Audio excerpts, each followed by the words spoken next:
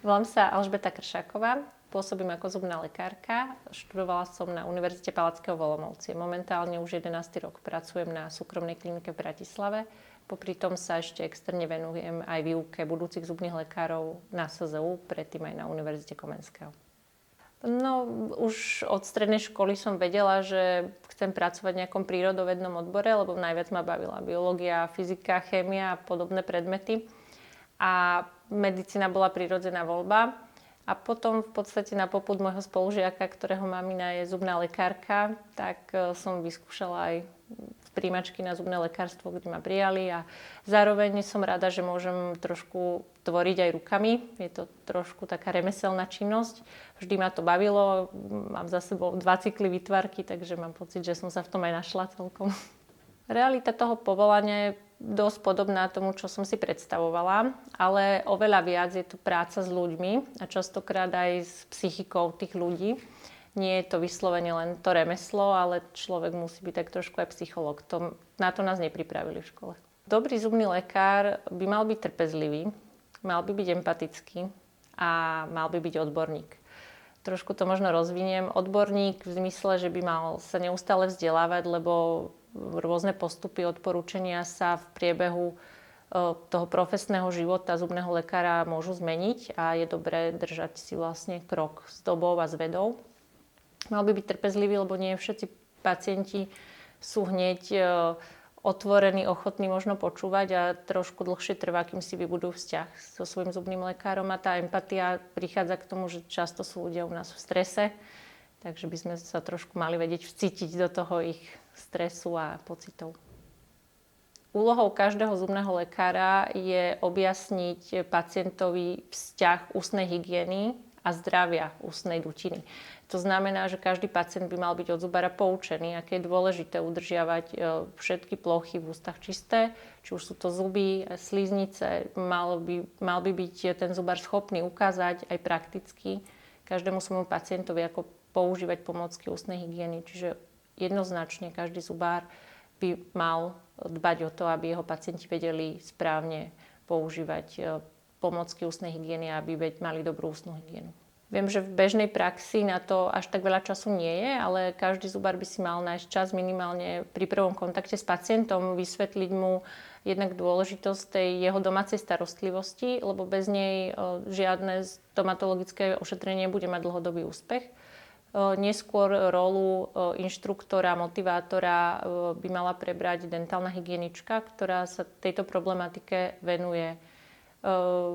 Má na to oveľa viac času a tým pádom aj to poučenie je potom také odbornejšie a podrobnejšie. S čistením zubov by sme mali začať okamžite, ako sa prerežú do dutiny ústnej, lebo vtedy sú hneď vystavené kariogénnym baktériám. Tie baktérie dostáva miminko vlastne od svojej najbližšej rodiny, od kontaktu s maminkou, s otcom. Čiže aj tí najbližší by mali dbať na hygienu svojej dutiny ústnej a samozrejme aj myslieť na to, že to olizovanie treba z padlého dudla alebo nejakej lyžičky prenáša potom baktérie do dutiny ústnej bábätka. A ako náhle je zub v kontakte s baktériami a s potravou, tak je tam hneď riziko vzniku kazu. Častokrát sa bohužiaľ stretávame aj s kazmi na mliečnych zuboch hneď po prerezaní. Je to tzv. Kaz ranného detstva. To sú deti do 3 rokov s kompletne pokazenými rezákmi. Čiže zuby treba čistiť okamžite po prerezaní. To, že sa tak rýchlo pokazia zuby už malému dieťaťu je vplyvom rôznych faktorov. V podstate najčastejšie má na to vplyv výživa toho dieťaťa. Častokrát maminky to nechcú počuť, ale aj opakované nočné kojenie alebo zaspávanie toho dieťaťa na prsníku, kde je to mlieko, zaschne na plôžkach zubov, môže spôsobiť práve tento kaz raného detstva. Alebo to môžu byť potom rôzne sladené nápoje, ktoré sú podávané z fľašiek kojeneckých, kde to dieťa k nim má prístup v priebehu celého dňa. A tento sladený nápoj, niekedy aj kyslý, potom môže pôsobiť na sklovinu zuba a rozožierať ho počas celého dňa. Prvé zubky sa snažíme vyčistiť po večernej strave, či to je kojenie alebo nejaká umelá výživa, čiže po tej večernej strave.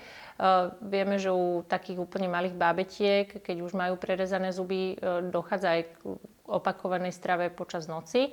Vtedy tie zubky len zotrieme nejakou navlhčenou gázičkou. Snažíme sa proste, aby počas obdobia pokoja, keď nepôsobia prírodzené ochranné faktory, ako je pohyb pier, jazyka, ktoré stierajú potravu zo zubov, takisto je znížené slinenie v noci, tak sa snažíme tie zvyšky potravy zotrieť čo najdôslednejšie. Čiže hlavne večer tá hygiena by mala byť najdôslednejšia. Samozrejme, ešte by sme mali dbať aj na stravu, lebo tá je v takomto nízkom veku absolútne kľúčový faktor. Hlavne obmedziť príjmanie sladkých nápojov. To by som úplne vylúčila u detí v predškolskom veku absolútne. Potom je to už trošku ťažšie v tom kolektíve, ale deti sladkosti nepotrebujú a ani po nich netúžia, pokiaľ ich nemajú ich rovesníci. Čiže poučiť aj starých rodičov nedávať deťom sladené nápoje, džúsy a už vôbec nie z fľašiek, z ktorých môžu cumlať celý deň. Takže už prvé zubky by sme mali čistiť. Existujú na to špeciálne určené pomôcky od takých pre úplne najmenšie deti, čo sú také silikónové kefky určené na navlečenie na prst. Tie však nemajú až také dobré čistiace schopnosti. Slúžia skôr na také zvykanie dieťaťa na nejaký predmet v ústach a zároveň ako také hryzátko, masáž ďasien pri prerezávaní. Môže to pomôcť. Prvé zubky môžeme čistiť jednozväzkovou kefkou, ktorá je maličká, účelná, tým, že má štetinky trošku tvrdšie, veľmi rýchlo očistí povlak zo zubkov a dieťa tých zubov nemá veľa, čiže tú prácu budeme mať hotovú pomerne rýchlo. V noci po nejakom opakovanom kojení, keď nemáme čas ani priestor siahnuť po kefke, je možné zotrieť úplne jednoducho povlak a zároveň aj nejaké mliečko zo zubov navlhčenou gázičkou alebo navlhčenou textilnou vreckovkou. Veľmi účelne, väčšinou sú tam prerezané 2 spodné zuby alebo 4 spodné, zoberieme naraz, zotrieme. Je to oveľa čistejšie ako predtým. A netreba sa nechať odradiť tým, že dieťa nespolupracuje. Je veľa úkonov, pri ktorých dieťa s nami nespolupracuje, napriek tomu ich robíme, lebo sú pre ňoho dobré a čistenie zubov je jeden z nich. Ako je dieťa staršie, vždy prispôsobujeme metódu a typ inštruktáže a motivácie veku dieťaťa. Vždy sa snažíme ísť svojmu dieťaťu príkladom, to neplatí len v čistení zubov, ale deti sú naše zrkadlá, oni opakujú to, čo robíme. Pokiaľ my si zuby nečistíme a naháňame ich, aby to robili, tak to robiť v živote nebudú. Čiže najlepšie je, ak deti vidia nás, nášho partnera, rodinu pri tom, ako si zuby čistíme. Môžeme ich v podstate hneď zobrať takou hravou formou, aby nám pomohli, aby opakovali to, čo robíme. Môžu vyčistiť zuby oni nám, my potom na oplátku im. Platí vždy, že vyberáme pomôcky, ktoré sú vhodné pre daný vek. Deti by mali mať mäkkú kefku, aby sa neporanili. Často tie úplne najmenšie deti kefku žujú, stláčajú medzi zubami. To čistenie nie je veľmi efektívne, ale napriek tomu im ju necháme. Budujeme v nich zvyk čistenia, ale potom zuby dôsledne dočistíme. Existujú kefky, ktoré majú predĺženú ručku a fungujú tak, že chytí ju aj dieťa a na konci aj rodič. Čiže to čistenie môžeme zefektívniť. Existujú kefky, ktoré sú farebné, ktoré svietia, majú rôzne postavičky na sebe, čiže vyberáme kefku, ktorá sa tomu dieťaťu páči a vždy to prispôsobíme veku. Rodič by mal na kvalitu hygieny dieťaťa dohliadať až do veku 12 rokov. Najprv u tých mladších detí by to malo prebiehať formou dočistenia. Dieťa si zuby vyčistí samo, rodič skontroluje a dočistí zuby jednozväzkovou kefkou. Táto kefka je veľmi efektívna na odstranenie povlaku a dá sa to urobiť pomerne rýchlo, ale treba naozaj deti naučiť, aby si to zvykli a nechali si to robiť, lebo častokrát mi rodičia hovoria, že on si to nechce nechať dočistiť. U starších detí by to malo mať skôr formu nejakej kontroly a možno ich nenútiť už v takom prepubertálnom veku byť ako malé deti, aby si nechali čistiť zuby, ale tá kontrola by tam stále mala byť. Ďalej okrem zubných kefiek volíme aj vhodné pomôcky medzizubnej hygieny, hlavne ak sú uzavreté kontakty aj v mliečnom chrupe, či zubná niť alebo flosspick. A samozrejme vhodné pasty podľa veku dieťaťa. Vždy pastu by malo dieťa používať a užívať jedine za dozoru rodiča. Je dôležité, aby sa používalo primerané množstvo. Pre najmenšie deti do 3 rokov je to množstvo veľkosti ryže, čiže naozaj úplne minimum tej pasty a rodič dbá na to, aby dieťa tú pastu neprehltalo, ale vyplulo. Zároveň platí, že oveľa menšie zlo je nepoužívať pastu, ako nečistiť zuby. To znamená najdôležitejšie to mechanické očistenie. Ak dieťa nevie vyplúvať a prehlta, tak tú pastu nepoužívame. Nie je to katastrofa. Dôležité je, aby nebol na zuboch povlak. Či s pastou alebo bez pasty. Staršie deti používajú množstvo pasty o veľkosti hrášku a takisto pastu potom vyplujú. A už také potom dospelé na 12 rokov, to už v podstate ide formou pasty pre dospelých ľudí. Za orálne zdravie svojich detí je zodpovedný rodič. Jednak za kvalitu hygieny, ale aj za to, aby to zdravie bolo pravidelne kontrolované. Čiže rodič by mal svoje dieťa zobrať k zubárovi ideálne čím skôr, keď je schopné aspoň trošku spolupracovať. Tá spolupráca u najmenších detí, keď má napríklad dieťa rok a pol, neprebieha tak, že robíme nejakú obšírnu prehliadku a dlhú, ale skôr ide o to, aby sa zoznámilo s prostredím ambulancie. Zuby sa pozrú bez zrkadla, len v rukaviciach, skontrolujeme stav tvrdých tkaní, či je vývoj všetkých častí ústnej dutiny v poriadku, či treba z nej nejaká veľmi krátka úzdička pod jazykom a podobné veci.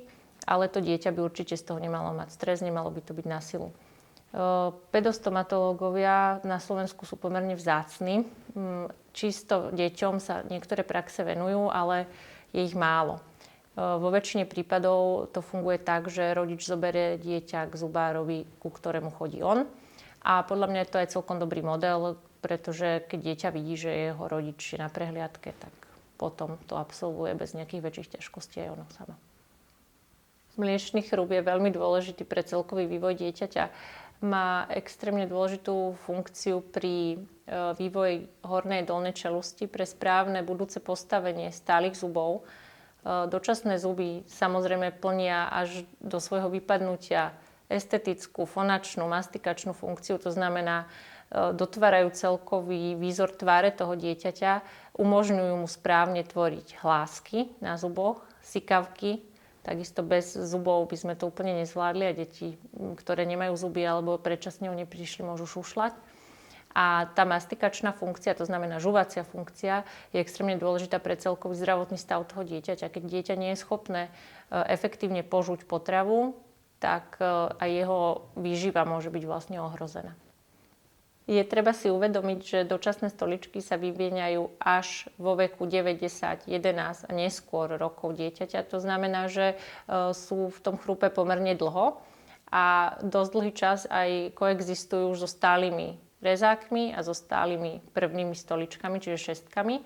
Ak sú tieto dočasné zuby pokazené, tak baktérie z tých pokazených, neošetrených dočasných zubov majú oveľa jednoduchší prístup k tým stálym prerezaným zubom. Ak k tomu ešte pričítame nejakú nedostatočnú hygienu, tak je oveľa väčšie riziko, že tie stále stoličky sa pokazia.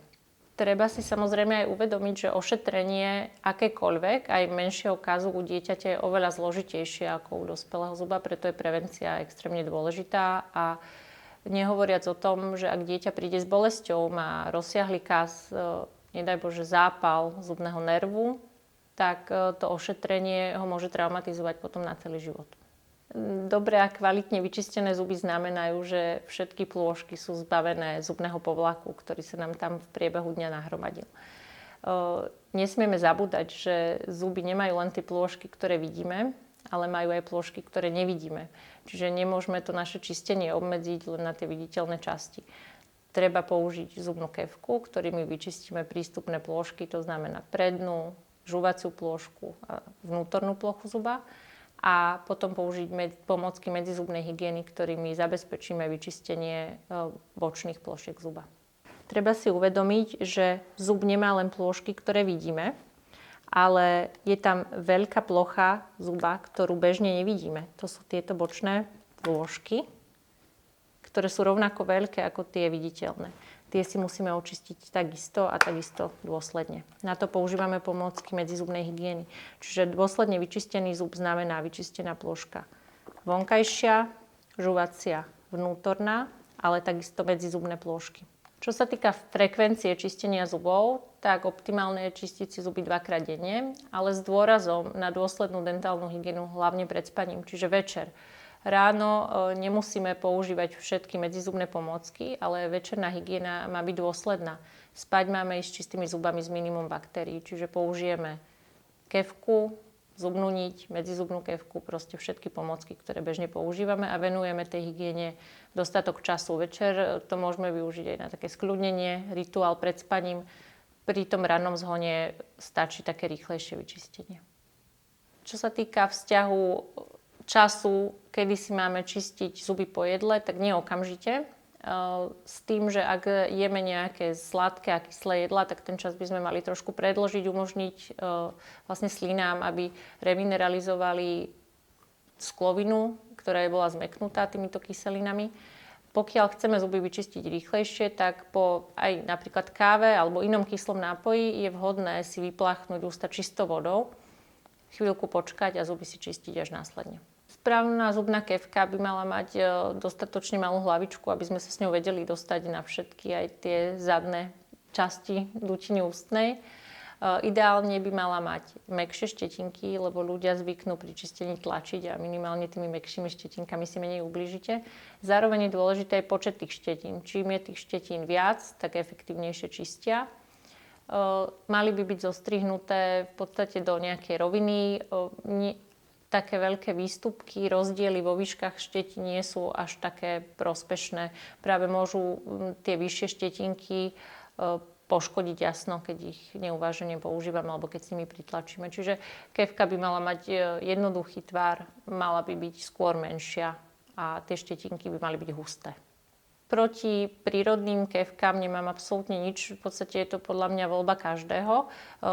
Efektívne a dobre vyčistiť zuby si dokážeme aj s nimi. Ja osobne mám skúsenosť práve s tým misvakom, ktorý funguje ako jednozväzková kefka. Je to vlastne maličký konárik, kde máme priemer tých prírodných štetiniek možno 0,5 centimetra.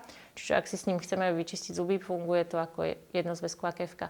Treba si ale dať pozor na kvalitu výroby, lebo dnes sa trošku roztrhlo vrece s takýmito prírodnými kefkami. Čiže ak je to zatavené, ak sú tie štetinky zatavené v nejakej drevenej rúčke, tak treba dať pozor na to, čím bolo to drevo ošetrené, či tie štetiny odtiaľ nevypadávajú, či to nie je proste niečo, čo by nám v konečnom dôsledku mohlo nejako uškodiť. A zároveň, ak je to drevo neošetrené, alebo sa bavíme práve o tom misvaku, treba si uvedomiť, že toto drevo je schopné vo vlhkom prostredí napríklad splesnivieť.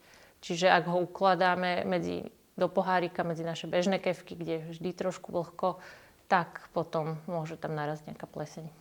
Veľmi moderné sú v dnešnej dobe sonické kefky alebo rotačné kefky. Proti tejto móde v princípe nemám vôbec nič. Tá sonická kefka nám môže uľahčiť a zrýchliť, zefektívniť čistenie hladkých plôšok zuba. Treba však mať na pamäti, že ani takáto kefka nám nevyčistí medzizubné priestory, čiže nemôže to byť naša jediná pomôcka. Môžeme si s tým zrýchliť čistenie vonkajších, vnútorných a žuvacích plôšok, ale musíme potom použiť ešte medzizubnú hygienu. Čo sa týka rozdielu medzi sonickou a rotačnou kefkou, tak rotačná kefka je dnes odporúčaná menej, pretože vzhľadom na rozsah toho pohybu, točenie tých vláken na celej tej hlavice môže pri nerovnomernom tlaku spôsobiť väčšie opotrebovanie zubov a treba citlivosť v oblasti krčkov.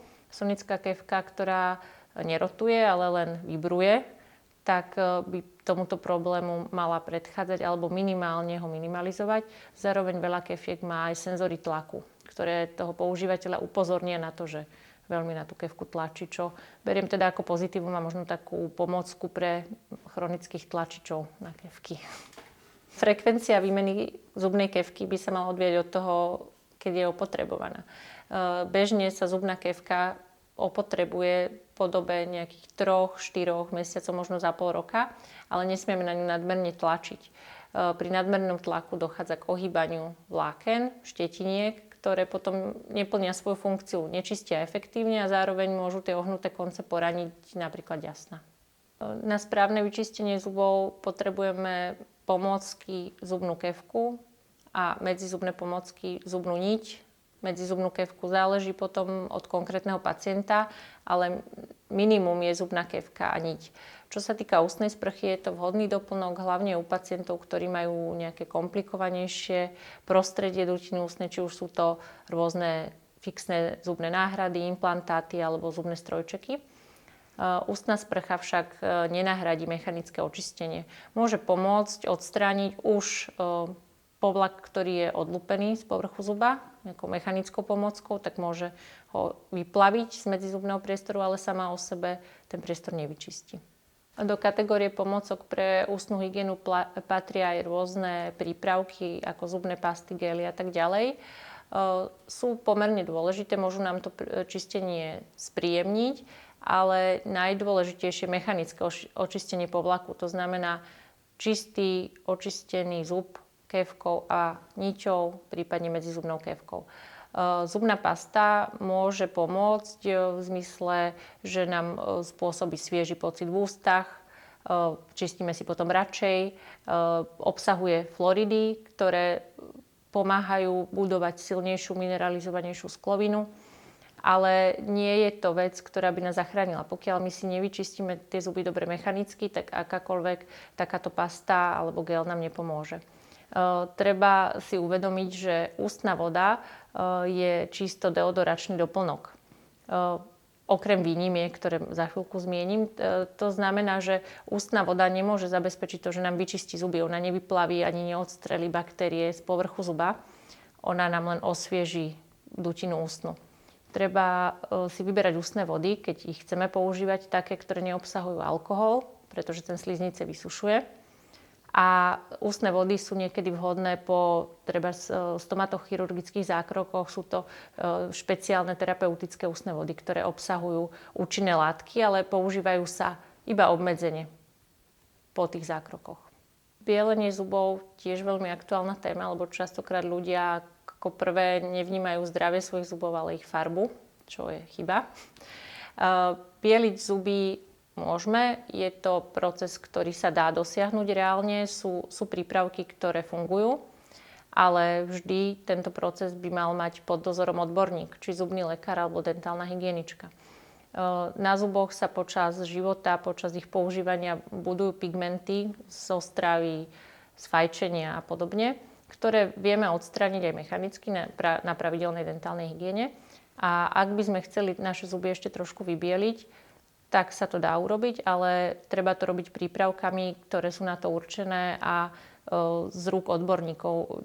Určite by som nekupovala žiadne bieliace prípravky niekde na internete, pretože tam nie sme si istí, že aká koncentrácia tých účinných zložiek v nich je a nikdy nevieme, že čo sa nám do rúk dostane. Zároveň odborník posúdi, že či my sme vôbec vhodní adepti na bielenie, lebo veľa ľudí si neuvedomuje, že napríklad zubné výplne sa nevybielia. Vybieli sa len zub, čiže ak máme výplň cez pol zuba, ktorý sa potom vybieli a tá blomba zostane rovnaká, tak efekt nebude úplne žiaduci. Zároveň, pokiaľ máme niekde odhalený dentín v zmysle obnaženého krčku alebo kazu, tak môže takéto bielenie a látky v ňom spôsobiť extrémnu citlivosť zuba, na čo by nás ten odborník upozornil a takúto situáciu pred bielením určite napravil. Pri domácich receptoch na bielenie zubov sa treba mať určite na pozore, pretože tam používame látky, ktoré nie sú pôvodne určené na čistenie zubov a nie sú určené na to, aby sa s nimi zuby bielili. Napríklad taká kuchynská sóda bikarbóna nám môže zuby poškrabať, poškodiť sklovinu, zhoršiť treba prejavy citlivých zubných krčkov. Čiže pri takýchto domácich receptoch by som bola veľmi opatrná a skôr sa radšej zverila do rúk odborníkom. Používanie fluoridov v prostriedkoch zubnej hygieny, ako sú pasty a gély, začalo na základe vedeckých podkladov už v minulom storočí Fluoridy, pokiaľ sú zakomponované do kryštálikov zubnej skloviny, tak robia túto sklovinu oveľa odolnejšiu a menej náchylnú na kazenie. Momentálne pasty, ktoré sú na trhu, sú veľmi prísne regulované.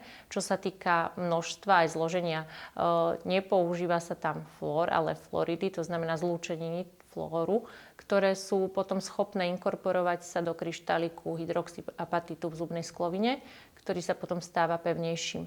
Vždy je treba mať na pamäti, že používame pastu v primeranom množstve, ktoré je odporúčané výrobcom, že nie veľa, stačí málo. A nemôžeme to brať tak, že ten fluorid za nás urobí všetku prácu. Môže nám pomôcť urobiť zub menej náchylným na kaz, ale najdôležitejšia je tá dôsledná zubná hygiena a mechanické očistenie. Je pravda, že za posledné storočie sa strava výrazne zmenila, je bohatšia. Je možné, že aj v strave je momentálne viac fluoridov, ako bolo, aj keď nemám úplne presné informácie o tomto. Pre zub je však dôležité, aby tá aplikácia fluoridu a ten fluor pôsobil lokálne na povrchu zubnej skloviny.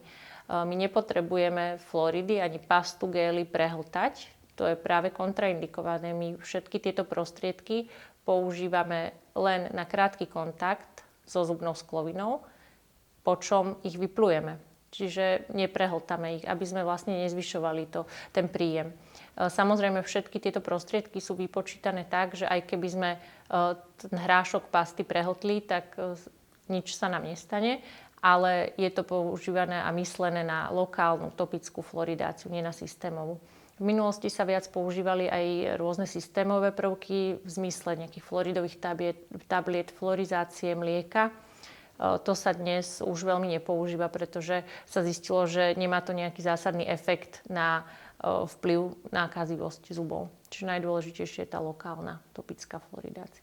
Keď sa bavíme o výbere rôznych deodoračných prostriedkov, ako sú zubné pasty, gély, prášky, tak by sme sa mali riadiť odporúčaniami vekovými. To znamená, že pre dieťa, ktoré má do 6 rokov, kupovať pastu, ktorá je vhodná pre dieťa do 6 rokov. Mali by sme si vybrať takú pastu, ktorá nám chutí, alebo ktorá nám nejak uľahčuje to čistenie. A v zásade možno, že dbať na to, že či tá pasta má nejaké prídavné látky, ktoré sú potrebné alebo nie. Napríklad veľa pást má peniace látky, povrchovo aktívne, to sú tie SLS-ka, ktoré nepotrebujeme, ale sú aj pasty, ktoré ich nemajú. Čiže treba si zobrať do úvahy to, čo nám vyhovuje, to, čo potrebujeme. Tá pena je len efekt, ten nepotrebujeme, ale keď ho niekto chce a uľahčí mu to čistenie zubov, môže. Všetky pasty, ktoré sú dnes na trhu v bežnej sieti, tak sú nezávadné, sú schválené. Pomerne ten legislatívny proces toho schvaľovania je náročný, takže množstvo fluoridov je tiež prísne regulované. Amalgámové výplne sú taká pomerne kontroverzná téma. V posledných rokoch aj víry vody, lebo došlo k rôznym reguláciám a zmenám. Na našej klinike amalgám nepoužívame vôbec, čiže amalgámový výplň som robila naposledy možno pred nejakými 10 rokmi alebo ešte na škole. Takže ľudia alebo pacienti, ktorí ku mne chodia, takúto výplň nepýtajú a práve chcú mať výplne z estetických materiálov. Čo sa týka všeobecne amalgámu, tak istú dobu mal svoje opodstatnenie, nemali sme lepšiu náhradu a určite plnil účel. Najviac ortuti sa z amalgámu uvoľňuje pri tom, ako tuhne, alebo pri jeho výrobe, pri jeho dávaní do zuba a pri jeho odvrtávaní. Dnes fungujeme tak, že keď amalgámové výplne odvrtávame, tak používame vždy chladenie, ktoré zamedzuje vyparovaniu tej ortuti do okolia bezprostredného, zároveň chladí zub. Takisto používame izolačné koferdamové blány, ktoré vlastne zabezpečia, že tá amalgámová drť nepláva pacientovi v ústach, ale my ju kompletne celú odsajeme. Keď to ide do nášho kresla, je tam separátor, ktorý ten amalgám vlastne odseparuje na základe váhy a nejde to potom do bežnej kanalizácie. Čo sa týka prerábania paušálneho amalgámových výplní, ktoré sú funkčné, tak pokiaľ tá výplň nemá žiadnu vadu v zmysle sekundárneho kazu, praskliny, alebo ten zub okolo nie je tým amalgámom nejak ohrozený, že praská tá sklovina v okolí, tak bezchybný amalgám nevidím úplne dôvod vymieňať paušálne. Samozrejme, že sú pacienti, ktorí túžia po úplne bielom úsmeve, čiže v tomto prípade sa tá výplň môže vymeniť, ale je vhodné teda použiť všetky zmienené metódy, aby sa minimalizovalo riziko vzniku tých ortuťových pár. Biele výplne sú kompozitné výplne. Kompozitné znamená, že sú zložené z viacerých zložiek. Hlavnou zložkou je plnivo. To plnivo je rozomleté, anorganické, buď sklo, alebo také drobné, keby sme si to predstavili, keramické čiastočky, ktoré plávajú v mori plniva. Tých je tam väčšina. Tieto drobné čiastočky ako zrnka piesku, si to môžeme predstaviť, ale oveľa menšie, tvoria hlavnú zložku týchto výplní. Spojené sú vlastne takou organickou matrix, ktorá ich spája. Je to v podstate monomér, ktorý vplyvom svetla, väčšinou sú to svetlom tuhnúce výplne, spolymerizuje, to znamená zosieťuje a prepojí to plnivo medzi sebou. Tá blomba vytvrdne. Čo sa týka nejakých zdravotných rizík, tak tie dnešné materiály, pokiaľ sú dobre spolymerované, neviem o tom, že by takéto nejaké rizika mali.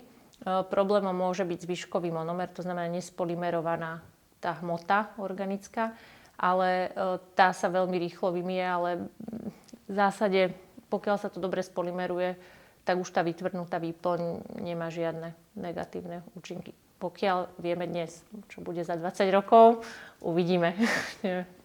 Toto fakt neviem, že o tomto nič.